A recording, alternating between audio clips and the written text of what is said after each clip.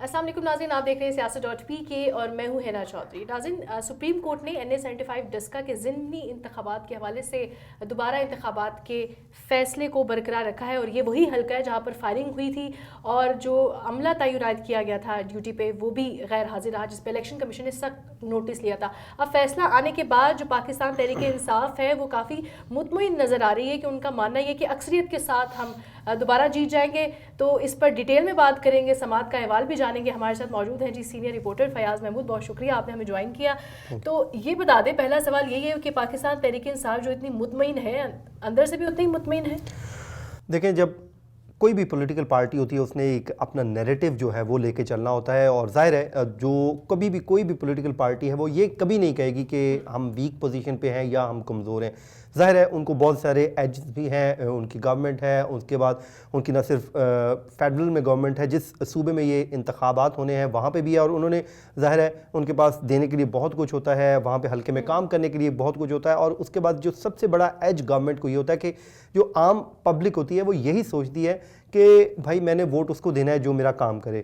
काम तो अपोजिशन ने नहीं करना ना, मेरा काम जो करेगी गवर्नमेंट ही करेगी, गवर्नमेंट का नुमाइंदा ही करेगा, गवर्नमेंट का नुमाइंदा ही बात करेगा। और इस वक्त जो PTI के उम्मीदवार हैं वो उनका बड़ा नाम बन गया, हालांकि ऐसा होता कम है। तो जाहिर है हाँ, अब उनका नाम बन गया, वो जाहिर अब अगर वो जीतते हैं तो आके वो अपने हल्के के लिए काम भी करेंगे। और सबसे बड़ी चीज़ ये है कि काम वो कैसे करेंगे। ये हल्का हमेशा से मुस्लिम लीग नून के पास रहा है, अभी भी जो नशिस्त है उन्हीं की छोड़ी हुई नशिस्त है, यानी कि उनके जो MNA थे उनकी डेथ हो गई थी, उसके बाद वो अब दोबारा इंतखाब हो रहा है। तो जाहिर है फिर उस हल्के को पक्का करने के लिए, अपने नाम के साथ जोड़ने के लिए इस पर वो काम भी करेंगे। और लोगों को ये समझने की ज़रूरत है कि अगर अपने काम करवाने इन 2.5 सालों में उन्होंने, तो मेरे ख्याल में लोग उधर ही जाएंगे।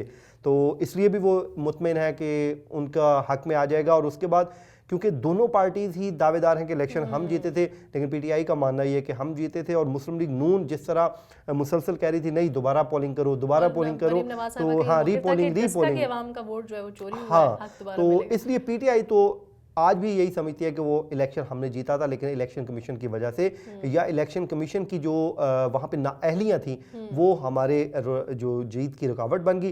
लेकिन PMLN का मौक़िफ़ ये है कि इलेक्शन उन्होंने जीता था। अब फैसला होगा 10 अप्रैल को, क्योंकि आज सुप्रीम कोर्ट पाकिस्तान का फैसला आ गया। आपको याद होगा कि लास्ट हियरिंग पे सुप्रीम कोर्ट पाकिस्तान ने रोक दिया था, और रोका उसमें ये इसलिए ये कहकर था कि अभी क्योंकि मालूम नहीं कि ये बेंच कब दस्तयाब होगा, और उसके बाद 10 तारीख को अब इलेक्शन नहीं करवाएं।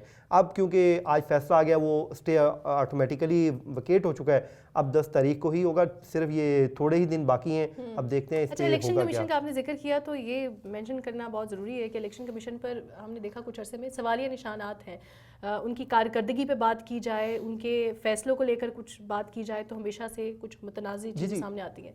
तो अभी का जो फैसला है, आपको लगता है कुछ पोजीशन में क्लैरिफिकेशन आ जाएगी? देखें, आज क्योंकि रिटन ऑर्डर अभी नहीं आया, डिटेल जजमेंट आनी है। देखें फौरी तौर पे क्योंकि उन्होंने 10 मिनट बाद फैसला सुना दिया। शॉर्ट ऑर्डर था जिसमें उन्होंने कहा कि PTI की दरख्वास्त मेंटेनेबल नहीं है, तो इसलिए इसको डिसमिस किया जाता है और इलेक्शन कमीशन का फैसला बरकरार रहता है। लेकिन इस पे डिटेल जजमेंट रीजनिंग के साथ हम बाद में देंगे। अब उसमें इलेक्शन कमीशन से ऊपर जाहिर बात है कॉन्टेक्ट सवाल होंगे। आज भी जस्टिस उमर अता बंदियाल साहब, उन्होंने कुछ सवालात उठाए। उन्होंने कहा कि 24 तारीख को जब PTI के वकील शहजाद शौकत साहब ने सवाल उठाया ना, उन्होंने कहा कि 24 फरवरी को फैसला आता है, बयान हल्फी आता है जी, पूरे रीपोलिंग करवाई जाए पूरे हल्के में ही। और फिर उस पर अदालत ने कहा कि अच्छा 24 फरवरी को ही आता है बयान हल्फी रीपोलिंग का, और 24 को फैसला भी हो गया। तो उन्होंने ये भी कहा कि इलेक्शन कमीशन बज़ाहिर शफाफ और बेहतर अंदाज में इंतखाब करवाने में वो कंडक्ट करवाने में नाकाम रहा है। ये आज सुप्रीम कोर्ट ऑफ पाकिस्तान ने कहा है। उसके बाद उन्होंने ये भी कहा कि जो फैसला है वो धांधली की बुनियाद पे होता है, या उन्होंने आपने कानून की खिलाफ वर्जियों पे दे दिया, उस जिस पे इलेक्शन कमीशन के जो वकील हैं मियां अब्दुल रऊफ साहब, उन्होंने तस्लीम भी किया। उन्होंने कहा कि हमारे जो फैसले में मुनज़्ज़म धांधली का कहीं जिक्र नहीं है। अब PMLN की बात करें, वो इल्ज़ाम ये करती है कि रिगिंग साबित हो चुकी है, धांधली साबित हो गई है, बस अब छोड़ दें जी, गेम ख़त्म हो गई है क्योंकि साबित हो गया कि रिगिंग हुई है। लेकिन आज इलेक्शन कमीशन के वकील ने यह वाज़ेह किया है कि हमारे फैसले में कहीं पे भी मुनज़्ज़म रिगिंग का जिक्र नहीं। हमने जो फैसला दिया है वो दिया है कि कवानीन की खिलाफ वर्जियाँ हुई हैं, ये बात समझने की है। उसके बाद ही जब ये फैसला आया तो मैं सोच रहा था, मैंने कहा कि پچھلی ہیئرنگ پہ آپ کو پتہ ہے ایک ٹرینڈ بنا تھا ایک جج صاحب کے ساتھ, اور یہ جسٹس عمر عطا بندیال صاحب کے خلاف ہی بنا تھا, اور وہ اس بینچ کو ہیڈ کر رہے تھے, 3 رکنی بینچ تھا. ہوا یہ کہ اس دن ان کے سے منسوب ایک غلط ٹکر چلا جیو پہ اور مختلف ٹی وی چینلز پہ.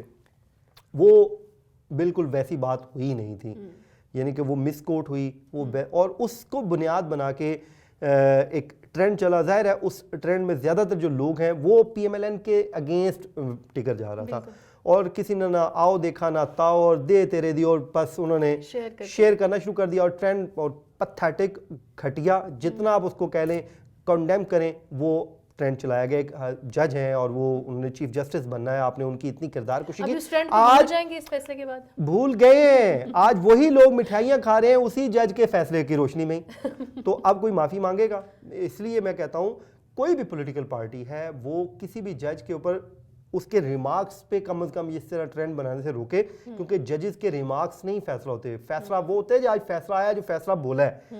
فیصلہ تو یہ ہے, ریمارکس تو وہ ایک نثار بیگ صاحب ہوتے تھے, اکاؤنٹیبلٹی کورٹ نمبر 2 اسلام آباد کے جج تھے, میرے بڑے اچھے ان سے مراسم تھے, تو میں اکثر ان سے جا کے ڈسکس کرتا تھا چیزیں. تو میں نے ان سے پوچھا, سر میں نے ایک چیز نوٹ کی ہے کہ جس کیس میں آپ سوال پوچھ رہے ہوتے ہیں, جس کے اگینسٹ سوال پوچھ رہے ہوتے ہیں, آپ نے عام طور پہ فیصلہ اس کے حق میں دے دیتے ہیں, یا جس کے حق میں آپ دے رہے ہوتے ہیں وہ فیصلہ اس کے خلاف آ جاتا ہے. یہ کیا وجہ ہے؟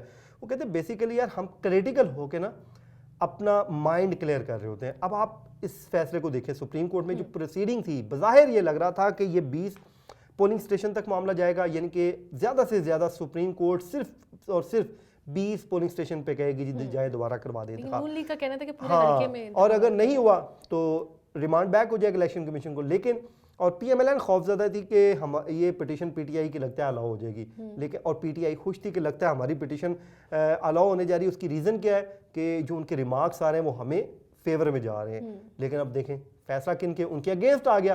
تو یہ ججز جو ہے نا, یہ اپنا مائنڈ کلیئر کرنے کے لیے اس طرح کے سوالات پوچھتے ہیں, اور عام طور پہ ہوتا یہی ہے کہ جب آپ کے اگینسٹ پوچھا جا رہا ہوتا ہے فیصلہ آپ کے حق میں آ جاتا ہے. اور یہی اچھا, یہ جو فیصلہ کیونکہ ایک تو یا تو پورے حلقے میں کرا لو یا پھر 20 پولنگ سٹیشنز, جو ایک چند ایک پولنگ سٹیشنز کا ذکر کیا, آپ سے پوچھنا چاہ رہی ہوں کہ یہ فیصلہ تو آیا کہ دوبارہ انتخابات ہوں گے, اگر صرف چند ایک پولنگ سٹیشنز پہ کرانے کا انتخابات فیصلہ آتا تو پھر پی ٹی آئی کا ریئیکشن کیا ہوتا؟ وہ پی ٹی آئی پھر تو بہت خوش ہوتی, کیونکہ اس کی ریزن یہ ہے کہ جو متنازع پولنگ سٹیشنز ہیں, مطلب ان کو کہیں نہ کہیں اندر اپنے ایک ڈر ہے کہ وی میں لوز دی سچویشن. ظاہر ہے اگر پورے حلقے میں ہوتا ہے نا, تو دیکھیں اس دن ہوا کیا تھا, پورے حلقے میں ہوگا تو آپ کے نزدیک ابھی جو جائزہ آپ کا وہ کیا لگتا ہے آپ کو کہ جیت کے تنازع میں پوچھ رہی ہوں میں؟ اگر میں ماضی کی بات کروں تو یہ پی ایم ایل این کا حلقہ رہا ہے, ابھی سیٹ بھی انہوں نے چھوڑی, اور یہ بہت سٹرونگ ہولڈ رہا ہے ان کا, جو شہر کی حد تک سٹی ہے ان کا سٹرونگ ہولڈ ہے وہاں پہ.